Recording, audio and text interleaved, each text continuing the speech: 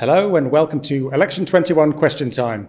In this edition, we feature the candidates looking to represent the constituency of Ayre Michael.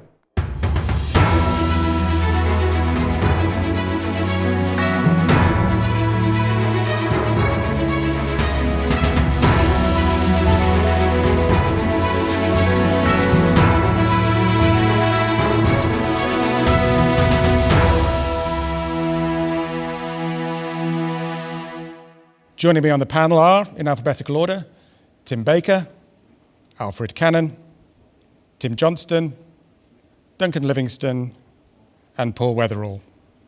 And also standing are Dr. Sos Pasugu, Phil Corkill, and Madeleine Westall, who unfortunately couldn't be with us tonight. Following the general election on September the 23rd, two of them will be elected to the House of Keys.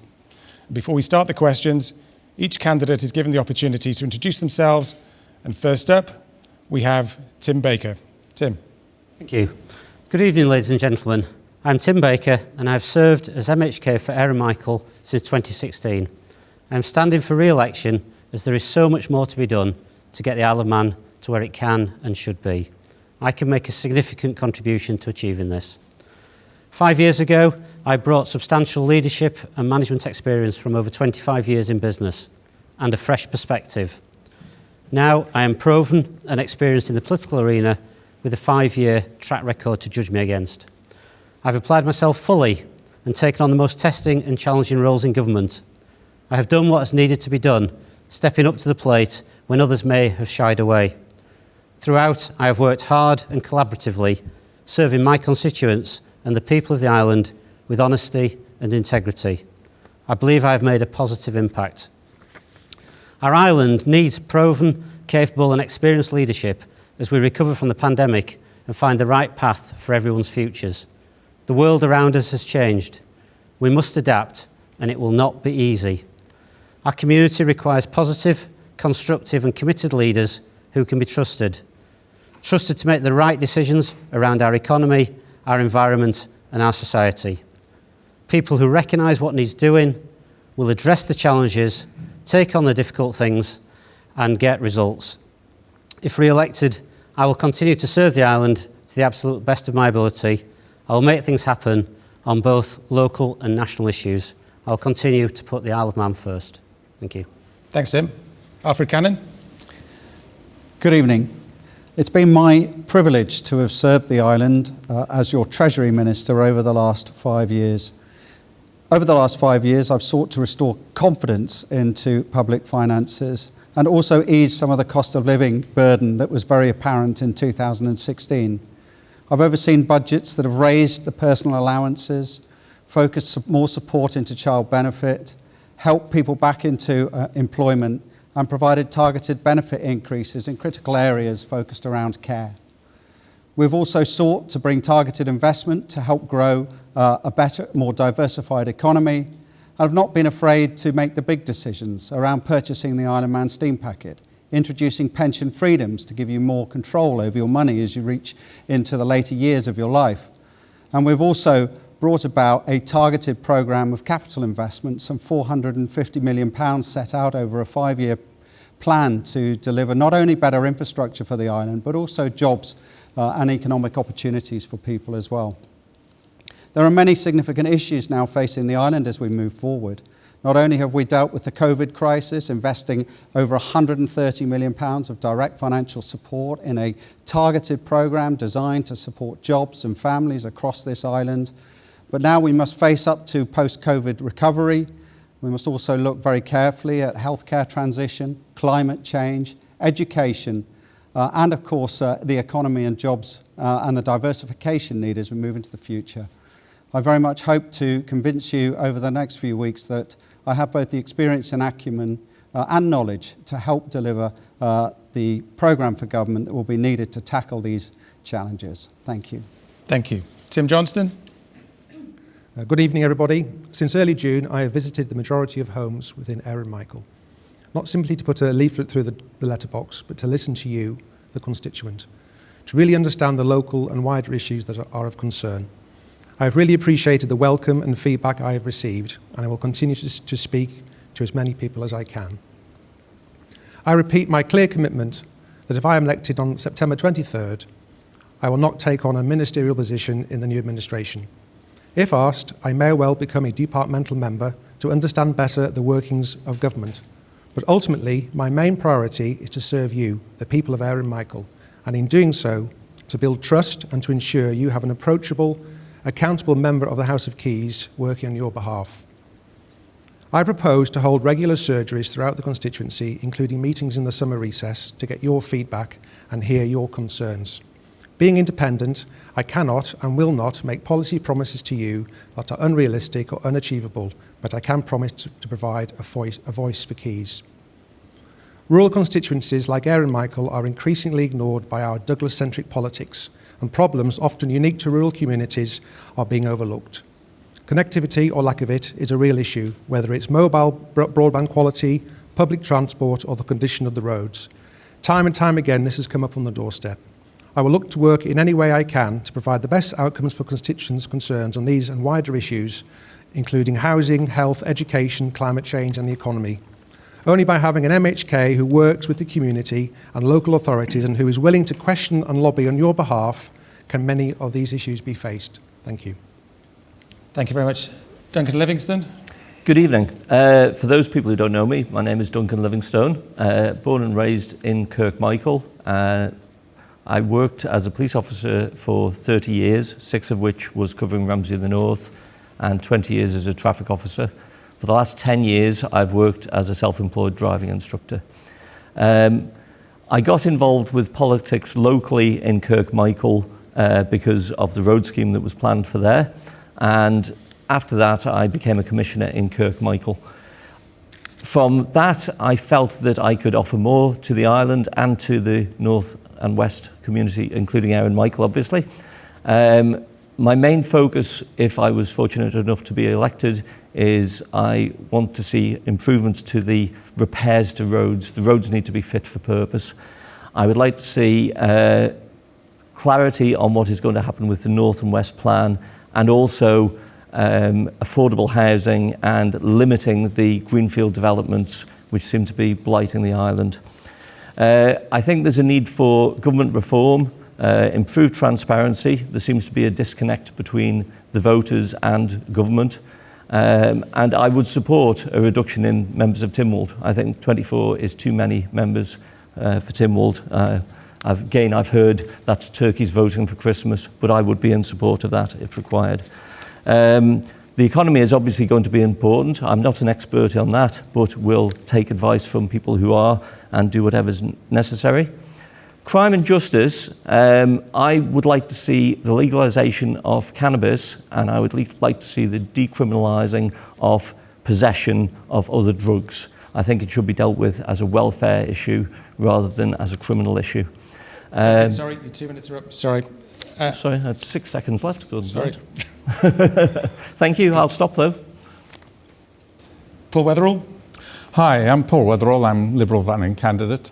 My manifesto covers a range of topics covering government policy and services, but the 3 main priorities that I see for government, 2 over the next 12 months or so, and the 3rd, climate change, we need to get to grips with. It's been left to drag on a bit by the present administration, the leaving administration.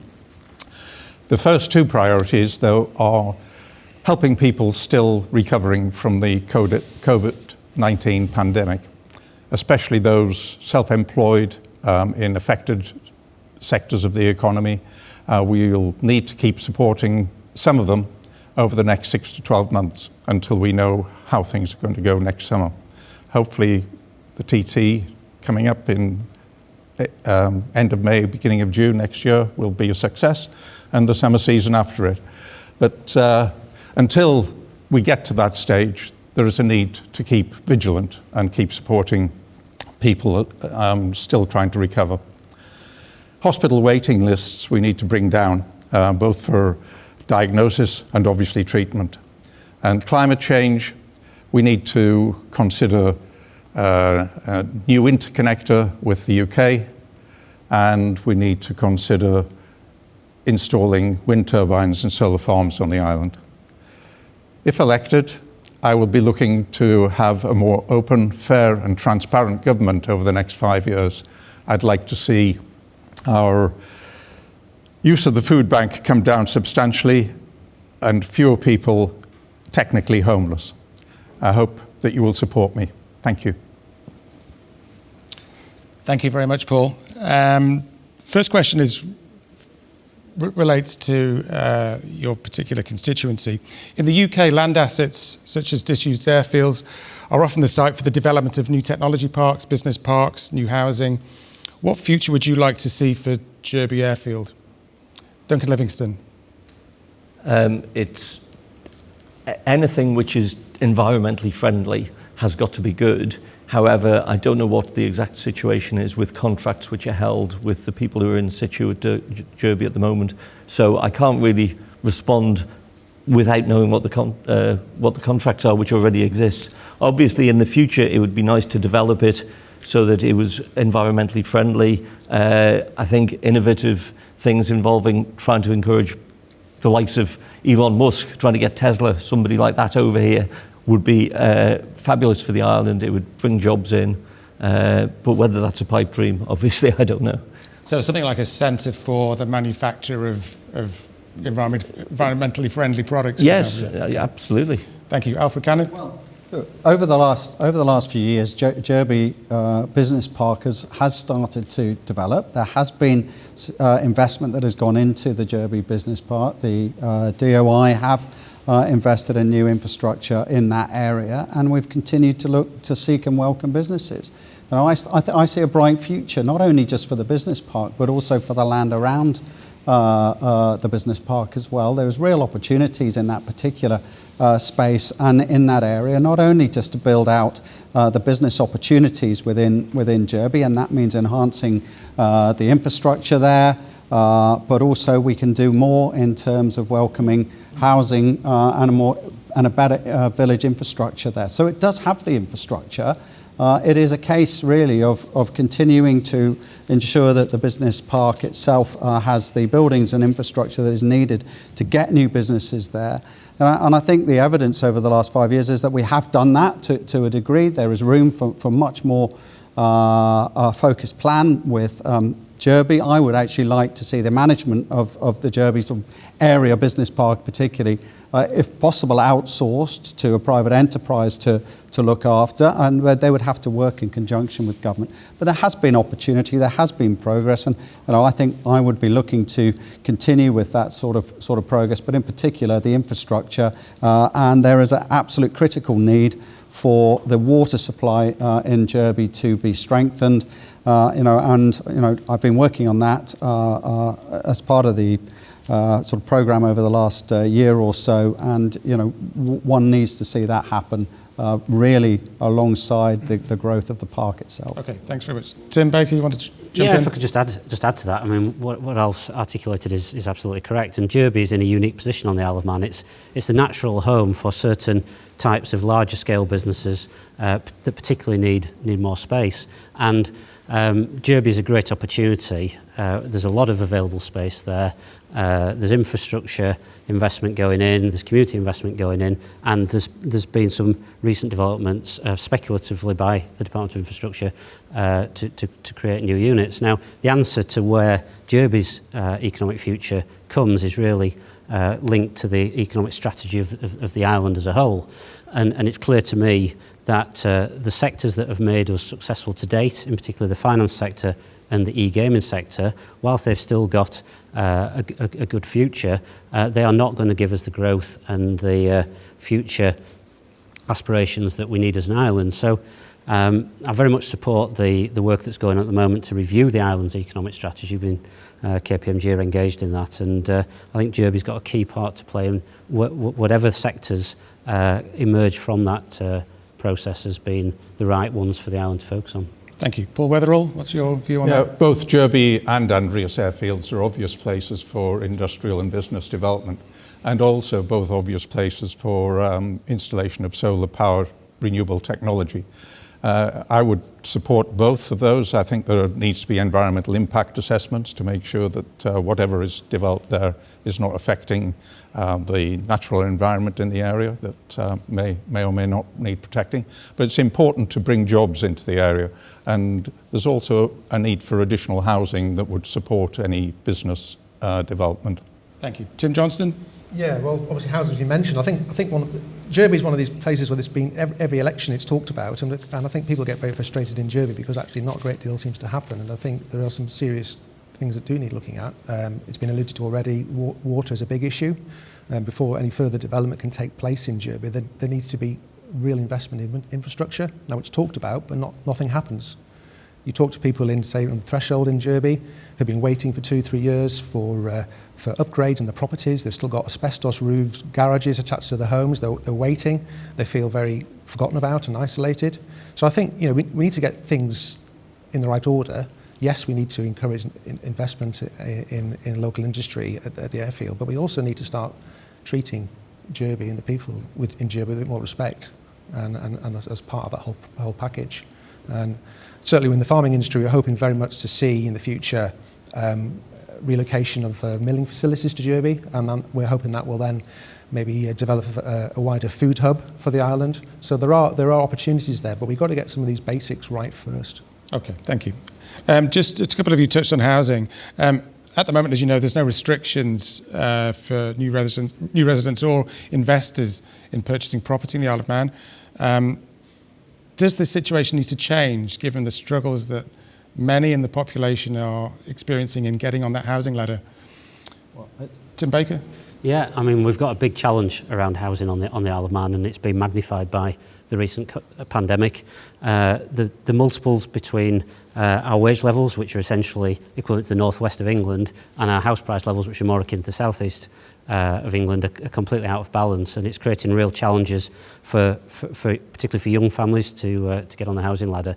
And if we don't address that, we're going to really struggle to get the workforce that we need on this island. We need to create opportunities for young Manx people to stay on the island, and we also need to be attractive to people to come from other jurisdictions to service our needs in healthcare and in education and in the private sector as well. So there's a big piece of work to be done around our whole housing strategy. And interestingly, housing currently doesn't have a minister with responsibility across the whole of housing, which is something that I would be looking to see addressed in the next administration, because historically the focus has been very much on social housing, which is of course a very important part of the mix, but is only one part of the jigsaw. Thank you. Paul Weatherall?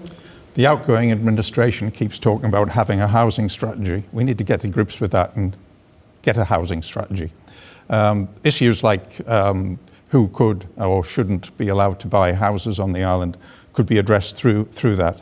Until we have a clearer idea of what the position is in terms of housing need and developers' needs, then I think we can't make a decision here and now on whether people should be banned from investing in property on the island if they don't live here.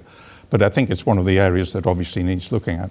What we need to address is the fact that there are a lot of people on the island, mainly 20 to 30-year-olds, who are finding it really difficult to get their first step on the property ladder or even find a place to rent at a reasonable, affordable price. That's what needs addressing, and government needs to get to grips with providing more housing of affordable price, getting its social housing in order, having some housing provided by local authorities, some by the DOI, with no coordination across the island. It's a disaster, it's a mess. Thank you. Tim Johnston? Yeah, I mean, I think we need to, it's interesting to listen to the election debate. There's no doubt, I think, whoever goes into the Keys, this housing is such a big issue that's coming up on the doorstep, and it's something, it's a major issue for us for a future. We're talking about trying to plan a future economy, and if we haven't got young people on the island, we can't attract people back to the island, then we've got a real problem. So it is a very crucial issue. No straight answer to it, I accept that. But when you look at the way house prices have gone over the last 12 months, Clearly, the schemes that are available, the first-time buyer schemes, are completely out of sync now with where things are as far as prices. You take a freshly qualified police constable or firefighter on their sort of salary, they don't now qualify for that scheme, but at the same time not earning anywhere near enough to be able to get onto the housing ladder. So there's a real issue. I think we need to use the census now as well, the new census, to understand exactly what we do need and where we need it. I think this, as long as we give sort of carte blanche to the large developers, they will continue to roll over greenfield sites and build what they want for profit margin rather than necessarily building what we actually need. And I think we do need to look more scientifically within our communities of what we need, where we need it, maybe look at using more greenfield and sites, redevelopment sites, and really understand what we need and make sure we're providing that for future generations. Thank you. Duncan Livingstone? Yeah, I would support some form of Residency Act. Obviously, it would need a bit of investigation as to the best way to implement that. One thought that I had as a possible solution was to introduce some sort of stipulation that new build houses have a rent cap on them to try and discourage people just buying them as rental properties. So people who already own properties, it wouldn't influence them. They would still be able to rent the properties out. But for new builds, you wouldn't be able to get a developer coming in buying 50 houses just so that they can rent them out. And that might just dampen the market a little bit to allow newcomers to buy in. We need young people to come over here. We need them to be able to afford houses. It is a real big issue. That tied in with the Northwest Plan, I think, is one of the biggest issues that people are talking about on the doorstep. Okay, thanks very much. Alf Cannon? Yeah, certainly. I mean, it is an issue. I mean, it has become a mini crisis, and I think COVID has really driven a lot of the current issues that are being faced, and people can't get onto the property ladder, and the people are struggling to find the deposits necessary. So we do need absolutely to take immediate action in terms of government, the next government setting out to address this. But bear in mind, go back 5 years, the last census showed that we had a decreasing population. People were worried about the future of the island. And in fact, there's only a couple of years ago that there were vociferous arguments about land allocation for the Eastern Area Plan based on the fact that a lot of people were arguing that the population statistics weren't actually accurate. So, you do have to have a level of calmness as well when you are dealing with these situations as well, but it's almost a sort of controlled urgency. Certainly we need to look at what the schemes are available for first-time buyers. I mean, that's imperative, and we can look at both the current existing schemes, whether they can be extended out. Also, we need to urgently explore whether new initiatives around rent to buy and other similar initiatives can be brought in. We need to urgently look at the regeneration brownfield site issue and see what can be done in terms of affordable housing there. We've just started up the Manx Development Corporation, which we've formed out of the Economic Recovery Group. That already has progressed to getting targeted sites in mind. And one of the first schemes that is being looked at, and I hope that will be brought to the fore before Christmas, will be affordable housing site. And we also then need, in terms of the numbers that we've got, the North and West Area Plan coming up, we do need to take a considerate approach. Again, the focus really should be about regenerating our towns where possible, controlled, proportional, relevant allocation around our villages. And that type of focus, but we do need to address this very quickly as part of the first plans that are drawn up by the new government. Okay, thank you. So I just want to move on to a new topic. One way of improving the waiting lists is to successfully fill the many job vacancies that exist in healthcare at the moment.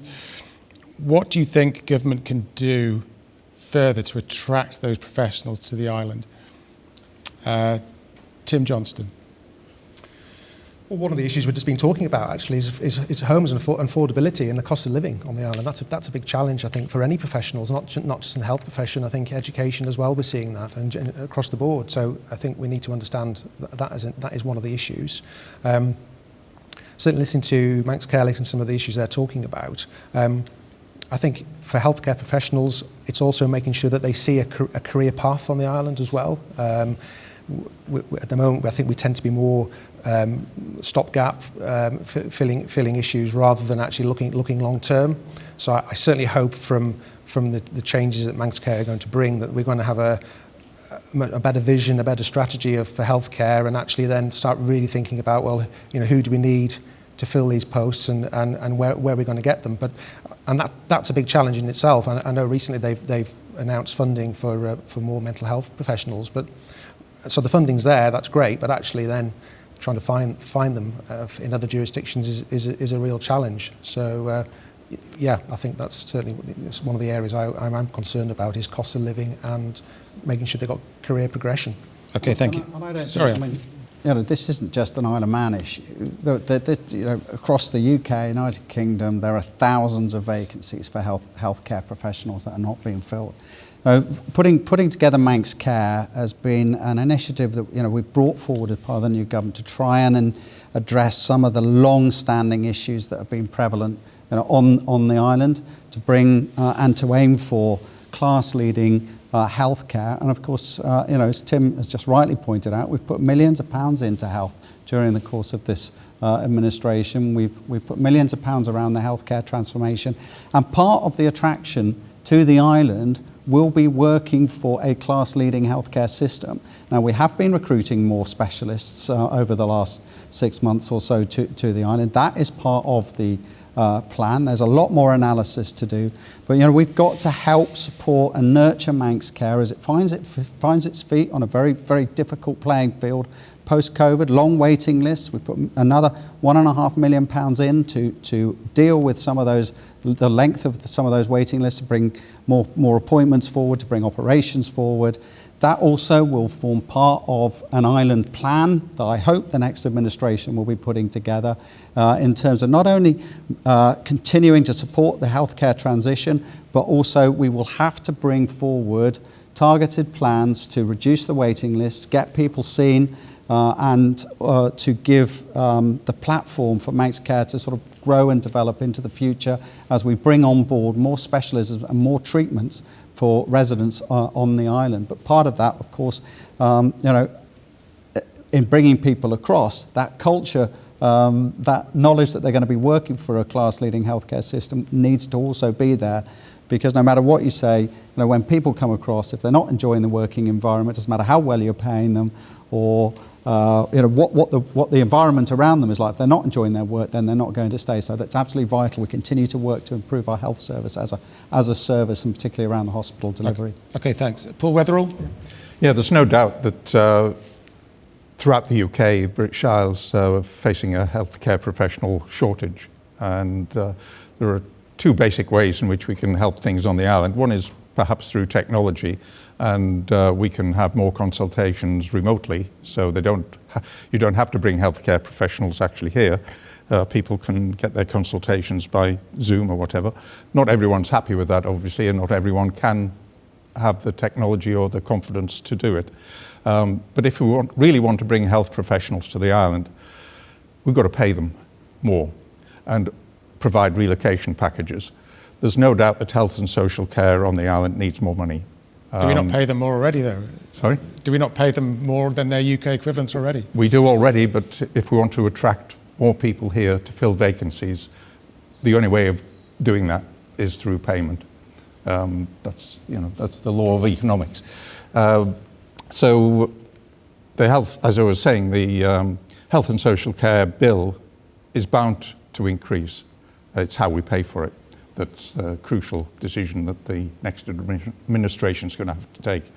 Health and social care over the last 4 or 5 years has been running at a deficit every year and has had to have more money. Setting up Manx Care, they gave them an extra £6 or so million to help them on their way. They've just given another £1.5 million to help with reducing waiting lists. This is going to have to continue. More money is required to get the health and social care service that we need and deserve. Okay, thank you. Duncan Livingstone? Yes, Alf and Tim may be able to help me with this because I'm not entirely sure, but I've heard that there's an issue because there's a pension disparity, that people who come here, their pension can't be transferred back across. I don't know, can Alf or Tim give any clarity on that? It's a thing that I've heard from people who I've spoken to in the health service, that it's a concern of theirs that the pension is not transferable. So if they come here, they're sort of stuck. So I could be completely wrong on that. which is why I'm asking if I don't have that level of knowledge, I'm afraid. Tim Baker, do you have any view on Well, I that? think the key thing is what we mustn't lose sight of is the fact that we've started this transformation process. So Jonathan Michaels was brought in, very eminent UK experience, completely reviewed everything, and he's set a path, and it's a multi-year path. Now we're 6 months into that in terms of Manx Care now being in existence and taking over the operation of and delivery of our healthcare. It's a multi-year journey. It's got a very experienced management team. We need to let them get on with the job. We need to back them, and we need to they need to understand what their proposition is to their market in terms of resources and recruitment. And we need to let them have the freedom, which this new arm's length model gives them, to actually address the market in the right way. And if it's a pensions issue, if it's a remuneration issue, if it's an organisational culture issue, they need to get on and actually address those issues in the same way as any other leadership team in any organisation on the island. But you can't just, you can't just take Paul's point, just start throwing money at wages and expect everything to suddenly get better.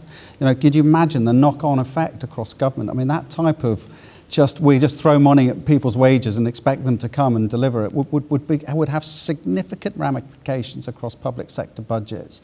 We've got to get targeted delivery and value for money for the taxpayer, and you can't just throw money at everything and expect to get an outcome. We've got to as a government, and I think everybody would recognise this at the moment. We've got to move forward. We've got to seek value for money, and when we're putting millions of pounds into health, as we are doing at the moment, and there are planned increases for health along with to match what Sir Jonathan Michael has outlined.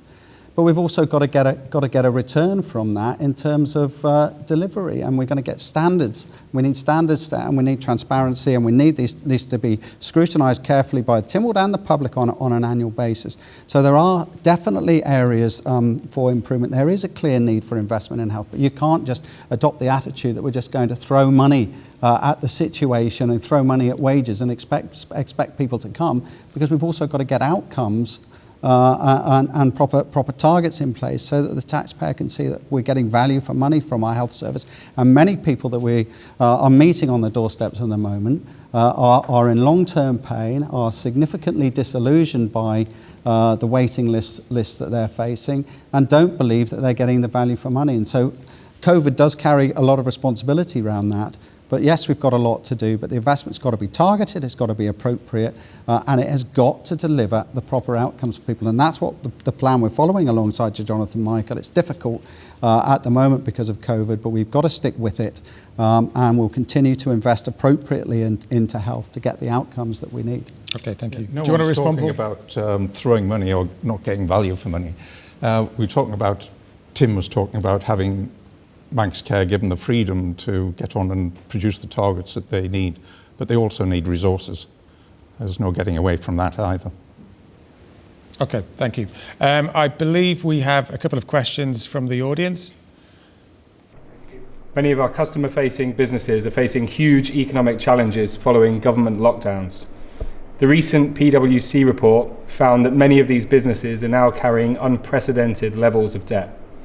Should we be doing more financially to help these businesses survive, or with the inevitable shifts in living and working habits, should we be allowing some to fail? Okay, Paul, Weatherall, do you want to pick that up? Well, I touched on that in my opening remarks, and yes, I believe that businesses will need continuing support. We've got to make sure that our visitor hospitality and tourist sector especially are in a strong position to give people, when they come over next summer, the best possible visitor experience we can give them to encourage people coming back again in future years. So, yeah, there may be some businesses that were struggling to survive before COVID that might be difficult to justify supporting. But I think the core of our hospitality and tourist sector in particular need careful nurturing and further financial support over the next 6 to 12 months. Thank you. Tim Johnston? I think looking at the future economy, looking at the challenges ahead, hopefully post-COVID, moving forward, we're going to need the tourist industry as a key tool in helping us get back on our feet, pick ourselves up, dust ourselves down, and get going again, because we've been such a challenging period. So we must do what we can, but at the same time, there isn't an endless amount of money available, and I think it's fair to say that lots of businesses across all sectors have been stress test quite significantly over the last 18 months. Some have survived, some have adapted and actually thrived, and some have struggled. And I think, some of those businesses maybe pre-COVID were having issues, and to be, I'm afraid in the real world, it's not necessarily government's responsibility to keep businesses open that are struggling. So, I think we need to, in the new administration, I think what it really needs to do, and I think it's really key, is to set out a real clear strategy for the economy, for the island, a real roadmap for the future, like any good business would, and because that helps to set a vision for business as well, and it helps to build confidence, and that's what business really needs more than anything. It needs confidence so that businesses can borrow and they can invest. So that's a real key challenge of the next administration, to ensure they do that, and hopefully then give incentives for businesses to reinvest and move forward. But ultimately, government can't be the constant backstop for support. Okay, thank you. Duncan? Yeah, I don't disagree with either of what Paul has said. In an ideal world, we would support businesses as much as we can, but it's not a bottomless pit. It's not government's job. So there will be some support which will need to be offered, but it will need so much investigation and so much consultation needed to see which businesses are viable and which businesses really need the help because of COVID, and which businesses were suffering anyway. So it's not an easy question. I would need advice from people who are more expert in the field than I am. Okay, thank you. Tim Baker, you wanted to... Yeah, I think there's a number of strands to this. Of course, the Department for Enterprise, or DED in its previous incarnation, plays a very valuable role in supporting businesses, and there's a very wide range of packages to help businesses grow and develop and invest. We've obviously gone through an unprecedented period in terms of COVID, and that's had a huge impact. And I think it's credit of this administration that actually we've had so few casualties in terms of the business sector. But that's been propped up by a huge amount of government funding. That can't carry on at that rate. So we need to migrate away from that. Government needs to work collaboratively with the business community to create the right environment for businesses, but ultimately businesses need to adapt their operations and their businesses, as many have successfully done over this last period. The other point I would highlight is, of course, the whole of the business sector in other jurisdictions is going through similar challenges, and a lot of this is not just an Isle of Man issue. It's not just a COVID issue. We've seen a long period of revolution on the high street. That the Isle of Man's not immune from that, and we have to take a very considered approach. But the way to do it is for government to create the environment, working collaboratively with the various industry bodies. Thank you. Alfred Cannan? Well, as your questioner will recognise, over the last 18 months or so, we've put £130 million of direct support into jobs, businesses, and the local community on this island to keep people's businesses alive, to protect jobs, to keep some parity of family incomes through this crisis. And the thing about this crisis is that it's had a constant series of twists and turns. And so we don't really know yet at this stage how, for example, COVID is going to impact on the island and potentially on the economy over the course of the winter. We set up the Economic Recovery Group last year to work closely with businesses to monitor the situation, to make judgment calls about when to put support into the local economy. We accept that the domestic economy in particular has had a pretty rough ride as a result of COVID, as a result of the government policies around borders.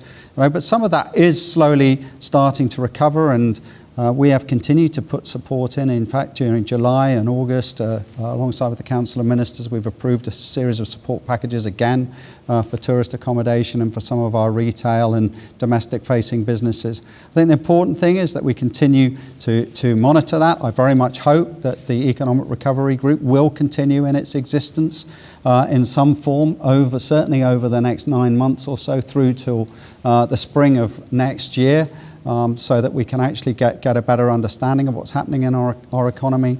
And you do need to make a judgment calls alongside that, because collapse of our small retail domestic businesses, really the sort of lifeblood of our domestic economy, would not be in the greater economic interest of the Isle of Man, wouldn't be in the interest of jobs and government income in the longer term. So we do need to take a proportional and warranted approach. But keeping the Economic Recovery Group together will be vital, as will our general management at this particular time of the COVID situation. Okay, thank you. Is there any other questions from the audience? No? Okay, just staying on the theme of the economy, do we need to reduce our reliance in future on financial services and e-gaming, given the pressures that those sectors face from a variety of areas? Tim Baker.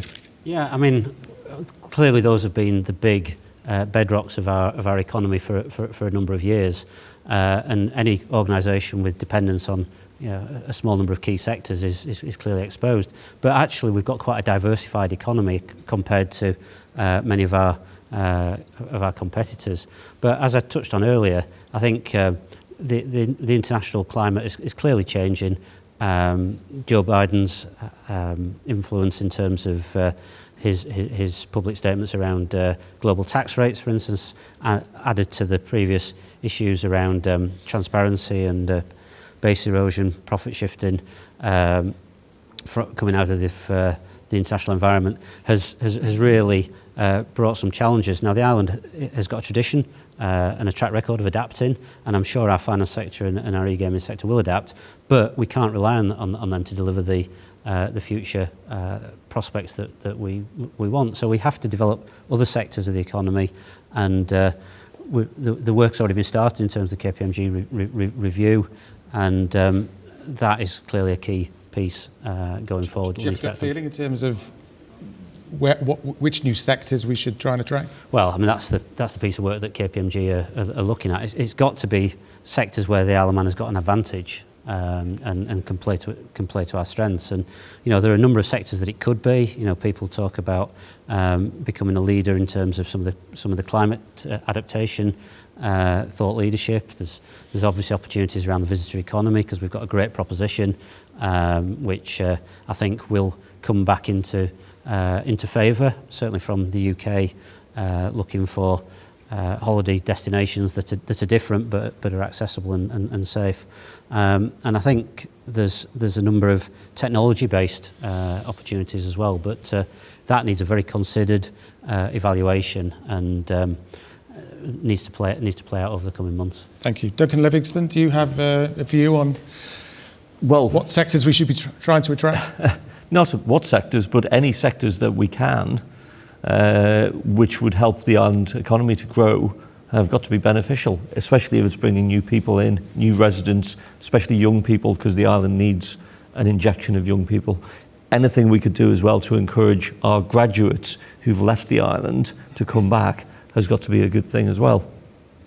Thank you. Paul Weatherall, online gaming often attracts negative headlines for the island. Well, it's always dangerous to have your eggs in just one or two baskets. So I think diversifying the economy is a must. It's a natural thing that we should be doing. I think measures that we're going to have to take to bring about what we need for climate change are a good way of diversifying the economy. We need to develop new skills. We need to get the university college on the island to provide new courses to fill skills gaps. And as Duncan says, to attract some of our graduates to come back, but also to entice many of our younger people to stay on the island and study on the island and then work on the island rather than going across. Not everyone wants to do this, and we shouldn't stand in the way of young people who are wanting to spread their wings and make their way in the world. But doing what we can to encourage as many people as possible to develop their skills and develop businesses on the island is a must. Thank you. Alf Cannon, we've talked about diversification. We already promote over 20 sectors. Is that too many, or do we need to attract even more to the island? I think the answer to that question, it really lies with this new economic strategy that was commissioned by the Economic Recovery Group and Council of Ministers last year, and is now being run out in conjunction with a local partner. An extensive consultation is taking place across the business community, but the platform that will be delivered will not only be an analysis of current and existing business, but will also look to target and identify the areas for growth into the future. So that platform exists. I think actually, interestingly enough, and I was looking back at the July Tynwald and some of the answers to the questions delivered there.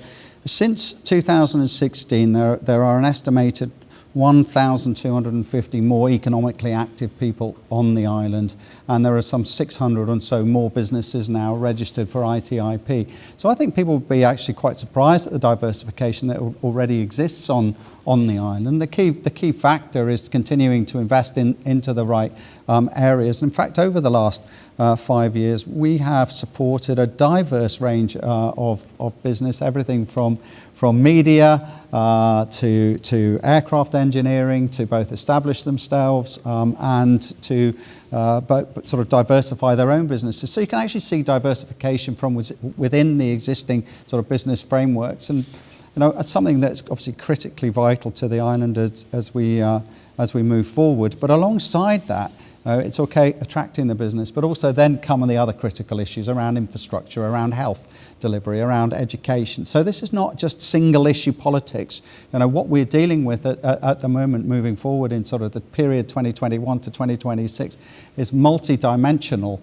And I think that you're going to need people who understand a vaster range of issues, but also you're going to need logical thinking, clear thinking, some simplicity brought to it to start to put these pieces together in order to have a successful island plan that will give confidence both from our economy, from businesses, but also from the people who live and work and undertake a diverse series of roles across our island. Thanks so much. I just want to get Tim's view on it. Thanks. Yeah, classic issue was with a small jurisdiction, challenges of diversifying the economy. I think e-game is a very important part. The main thing is to have good regulation. As long as there's good regulation, I think it's something you can stand behind confidently, and that's important. Also looking at developing, I think, high-tech industry. We've got, I think, over 150 businesses on the island, what I call the high-tech STEM industries, over 2,000 people employed in those sort of industries. So again, always looking at trying to develop those areas. And I think, again, making sure government is creating that level, proper playing field for business to thrive. So always looking at ways to say, obviously you always need regulation, but where can we alter to make sure regulation isn't hampering business? And we were told post-Brexit that there will be a bonfire of red tape. I hadn't seen that happen yet. What opportunities are there for a small jurisdiction to look at that, to make sure that we're doing all we can to have that sort of level playing field so that the business can thrive, and obviously what government can then do to help that as well. Okay, thank you. Sorry, Paul. Yeah. Our agriculture and fisheries sectors need to be helped to diversify as well. And we've got the possibility of cannabis farms on the island. Duncan mentioned legalisation of recreational cannabis, but we've already legalised medicinal cannabis, and there are people developing that sector more or less as we speak. So that's an area, and helping farmers with ecotourism ideas, the agri-environment scheme that's been brought in, I think it could be enhanced from where it is, but it's a good start. And I think that getting farmers to perhaps realise that livestock and dairy waning a little bit and getting people to think about how they use their land for other products, other crops. Okay, thank you. I just want to move on to an issue which is sort of very top of mind at the moment. That's climate change. Is government being ambitious enough in its current climate change action plan? Paul Weatherall. Well, I think we're not sure what government over the last 2 years has really thought about the current report and the action plan that he had. There were two strands to it, and one was more ambitious than the other, and government appears to have hedged their bets on whether to go for one or the other or neither. They are moving forward now, but it's at the fag end of the administration, and it's the next administration that's going to have to make the decisions. I mentioned again in my opening remarks that we need to think about some serious decisions straight away, like having another interconnector with the UK. Our grid isn't capable of taking a great deal of renewable energy, but we need to think about how Pulrose gas-fired power station is going to be replaced in 10 or 15 years' time. And that's a decision we need to take quickly. Thank you. Tim, sure you'll have something to say? I mean, that work's already underway. There's a huge amount of work going on, driven by the Climate Change Transformation Board, which both Alf and I sit on. And as Chairman of Max Utilities, I can tell you that these issues are very much front of mind. They are very expensive and they're multidimensional. So, we've got to determine how we're going to generate our future power needs, but we've also got to do it in a way which retains the outstanding resilience that we've got in terms of power supplies on the island, which actually is one of the key attractors for the gaming sector is our high quality stable power supply, and we've got to do it without creating social issues in terms of affordability. So the energy trilemma, which covers all of those, climate, security and economics, is something that has to be got right. And it's very easy for people to say, well, it should all be done a lot quicker and almost play games with 2050, no, it should be 2035, well, why not 2030? This is integral to the island's economic and social future. It's got to be got right. There is a real commitment to addressing this, but it has to be done in a controlled and organised and thought through manner. Otherwise, we will end up jeopardising the island's future. Thank you. Duncan Livingston. It's vitally important that we move on this, and the government has certainly talked a lot about it. My concern is that their actions aren't necessarily leading by example. I quote as an example the new test centre which has just been built or is in the process of being built. There are no ground source heat pumps in that. There are no plans, as far as I'm aware, for any solar panels on the roof. That is going to be drawing power from the grid exactly the same as the old one was. They could have set an example and put lots of innovative technology in there, and they just haven't done that. And this is where I think there's a need for a greater tied in, joined up thinking with planning and what government are doing and how they can sell ideas to the public, leading by example. Thank you. Tim Johnston? Yeah, there's no prizes for coming first actually with this. I mean, to me, 2050 is a sensible aim. I don't think there are plans in place, and there's a climate bill. There's an energy discussion at the moment, so that is happening. As a farming industry, we're listening to that. We're very interested in that because we're seeing opportunities for farming involved in green energy production, something that the Isle of Man is 15, 20 years behind the curve on this. And because of the situation with the loans carry on with the MUA, we haven't had that funding there available. So we're playing catch up. So there's no prizes for coming first. There's a huge cost involved, huge opportunities as well for new business. But we've got to do it at the right pace for our economy, for the Isle of Man. And we've got to make sure that we're taking everybody with us on that journey. There's a real danger. What we have is a just transition, making sure that everybody within the economy is taking along with this whole process, because it is going to be a huge challenge. Looking at the different energy scenarios, I believe the cheapest one, we're looking at £1 billion. That's a huge cost for the economy. So these things have to be thought about very carefully and planned how we do it. And yes, government needs to lead by example. Having more self-sufficiency is very important. I think government could do a lot more, for example, by providing more local food in the hospital and the schools. remembering that £1 spent on the island is worth nearly £2 in the economy. These things are really important. So there's a lot to do. If we can become net zero before 2050, fine, but let's not set ourselves unrealistic targets. Thank you. Well, that wraps up our questions for the evening. All that remains is for each candidate to have their final word on why you should vote for them. So, Tim Baker, can I invite you to say a few words? Yeah, thank you very much. So, ladies and gentlemen, it is essential that the people of the Isle of Man make the right choices on the 23rd of September. There is a huge amount to be done over the next 5 years, and it's important that we make the right choices and go down the right paths which will achieve the best long-term future for our island. I have a proven track record of getting things done. I have the experience, characteristics and established relationships to get on with the job from day one. I want to continue to make a difference by representing the people of Ayre Michael in the House of Keys. I know the role and I'm confident that I can continue to address the things that matter and to get results. I will continue to put the island first and will not let down the people of Ayre Michael. Thank you. Thank you. ALFRED CANNAN.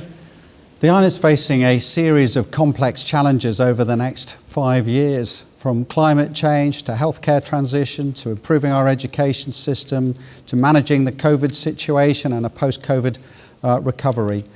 Dealing with these situations will require politicians with acumen, experience and the ability to make a difference. Over the last 5 years, I believe I've proven my ability to deal with the difficulties of COVID, deliver the right support schemes to maintain success for our economy and success for our family incomes. We've got the lowest rates of unemployment for almost 20 years. We do need to focus now to help the island transition through the COVID period. We do need to focus about our delivery of climate change, but we also need to make sure that our core services, our health, our education, are now delivering value for money and that we are getting proper results from our service delivery. I ask you to consider my track record, to consider my manifesto in which you will see I'll outline a series of improvements that can be made for government and for a secure and sustainable future for you and your families. I ask you to vote CANNAN at for the general election in September. Thank you very much. Tim Johnston. I ran a dairy farm in Andreas for 20 years and have lived in Sulby for the last 3 years and continue to run an arable enterprise nearby St Jude's. I've been involved with the Manx National Farmers Union for 20 years, taking on many roles, including my present role of president since 2019. Whilst a dairy farmer, I also served on the board of the Isle of Man Creamery as a director for 3.5 years. The experience I've gained in running my own business, as well as being a board member at the Creamery, along with the political lobbying, negotiation and chairing skills through my work at the MNFU, can be put to wider use if I have the privilege of being elected in September. If elected, this will be my sole employment. Please make your vote count. It is easy to say the next 5 years are critical, but our island really has some big challenges to face. I hope my background and experience and my straightforward and honest approach will inspire you to support me on polling day. Thank you. Thank you. Duncan Livingstone. Thank you for listening to us all this evening. I hope you've gained some insight which helps you to make a decision. I would be privileged if you feel that I am worthy of receiving your vote. What I would say is, please, whoever you feel is the strongest candidate, make sure you vote for them. We need a good turnout at this election. It's an important election for the island and for us moving forward. We've talked about some very important issues here tonight. I think there's a certain feeling amongst people I've spoken to, though, that government has lost sight of some of the small things. The footpaths being maintained, grass being cut, things that annoy normal people and they just feel that government is letting them down. So thank you, and if you feel like voting for me, I would be very grateful. Thank you very much. And finally, Paul Weatherall. Thank you. When you get to see my manifesto, please take the opportunity to read it thoroughly. And I hope that you will find enough in it to be able to support and vote for me. I think that together we really can make a difference in Ayre Michael. Thank you. Also standing are Dr. Sospasugu, Phil Corkill and Madeline Westall. Unfortunately, they couldn't be with us tonight. Now it's over to you. Where will your vote be going on September the 23rd? Thank you and goodbye.